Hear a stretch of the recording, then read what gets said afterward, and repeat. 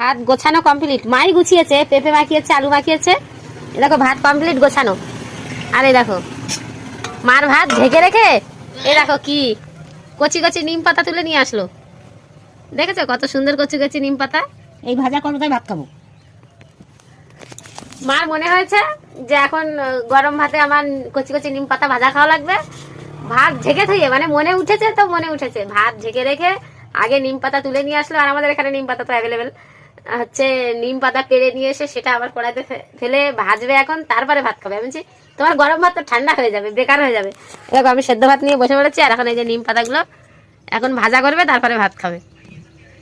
নিম পাতা মানুষের খেতে ভালো লাগে, মজা আলাদা। খাও না তা বুঝবা কি, যারা খায় তারা জানে নিম পাতার আবার মজা।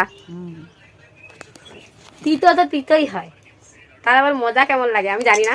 আমি নিম পাতা খেতে পারি না, ওই জন্য আমি জানি না। কিন্তু আমার বাবু নিম পাতা, ব্রাহ্মণী শাক সব খেতে পারে, কিন্তু আমি কোনো তিতো খেতে পারি না। মানে বিশাল খারাপ অবস্থা হয়ে যায়, আমি তিতো একদম খেতে পারি না। কিন্তু মা এই যে নিম পাতা, নিমের ফুল হলে, নিমের ফুল এখন এই কচি পাতা হচ্ছে, ফুলও হচ্ছে, তো ফুলটা এখনো ভালোভাবে হয়নি, ওই জন্য কচি নিম পাতা এরকম তেল দিয়ে লবণ দিয়ে ভেজে, মানে দেখলে খেতে ইচ্ছা করবে, কিন্তু আমি খেতে পারি না। তো চলো মা নিম পাতা ভেজে আনুক, আর আমি ততক্ষণে খেয়ে নিই সকালের গরম গরম ভাত।